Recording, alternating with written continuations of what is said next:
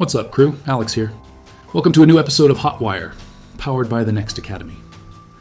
In each episode, we're going to discuss unique, complex leadership challenges that many of you face in your roles as construction professionals, and potential solutions to explore as you climb the leadership ladder. Today, we're tackling an issue that's too often ignored: mental health and its impact on leadership and productivity in construction. This is a deeply personal and systemic challenge, and one we can no longer afford to overlook. Let's dive into a real-life story that underscores the critical importance of addressing mental health in construction leadership: the silent epidemic. Meet Ethan, a seasoned project executive overseeing a $200 million hospital construction project. His team is working under intense pressure. The project is running behind schedule due to labor shortages and supply chain disruptions.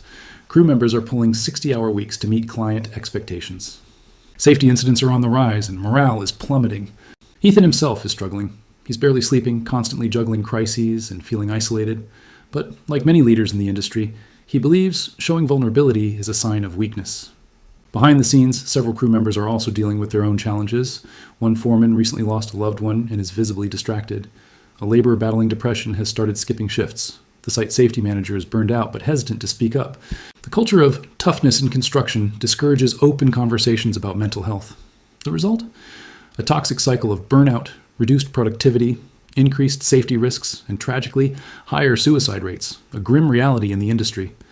So, how can leaders like Ethan break the silence and foster a culture that prioritizes mental health? Here's a 4-step roadmap backed by research and real-world examples.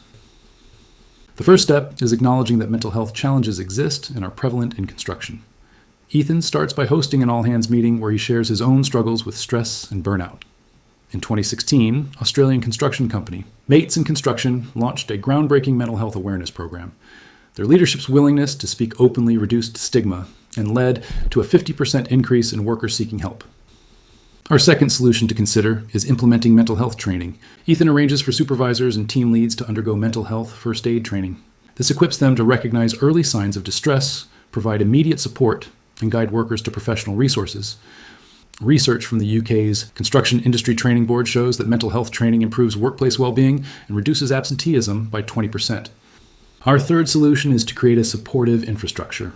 The company introduces a confidential employee assistance program, EAP, offering free counseling and financial advice. Ethan also designates a mental health champion on site, a trusted peer trained to provide support. Turner Construction's implementation of an EAP and peer support programs on major projects led to measurable improvements in employee morale and a decrease in turnover rates. And lastly, our fourth solution, adjusting work practices to avoid stress. Recognizing that excessive hours are a key driver of burnout, Ethan works with his leadership team to implement more realistic schedules. They prioritize critical tasks, redistribute workloads, and ensure mandatory breaks are enforced. Yes, I know what you're thinking. This is impossible in today's climate. But if it's a matter of life or death, I'd have the courage to have a conversation with your bosses. A study published in Safety Science found that reducing overtime and improving work-life balance lowered stress and enhanced performance. These are 4 solutions that helped Ethan, and they could very well be solutions that keep you or one of your teammates alive. As we wrap up this deeply important episode of Hotwire, let's take a moment to reflect. The construction industry is built on the backs of hardworking individuals, people who bring grit, skill, and dedication to every project. But behind the hard hats and steel-toed boots are human beings, fathers, mothers, sons, daughters. Mental health is not a sign of weakness. It's a cornerstone of strength. Just as we wouldn't ignore a cracked foundation in a building, we can't afford to ignore the cracks forming in the mental well-being of our teams. We have the power to change this narrative. We can foster workplaces where vulnerability is not met with silence, but with understanding, where asking for help isn't stigmatized, but encouraged, and where people feel valued not just for their productivity, but for their humanity. Remember, leadership isn't just about finishing the project on time or under budget.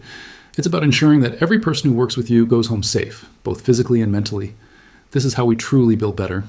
Not just better buildings, but better lives. So here's my challenge to you, our listeners. Start the conversation. Whether you're on a job site, in an office, or in the boardroom, take that first step. Normalize asking your coworkers how they're really doing. Advocate for mental health resources in your organization. And most importantly, lead by example. If this episode resonated with you, share it with your team, your peers, or anyone who might benefit. Together, we can break the silence and create an industry where mental health is no longer a hidden crisis, but a shared priority. That wraps up today's episode of Hotwire. Stay safe, take care of each other, and as always, keep building. Not just stronger structures, but stronger connections. Have a leadership challenge you'd like us to discuss? Drop us a message. Until next time, keep building bridges, not barriers. To learn more about the Next Academy, visit our website at nextleadershipacademy.org. Embrace your leadership journey and be next.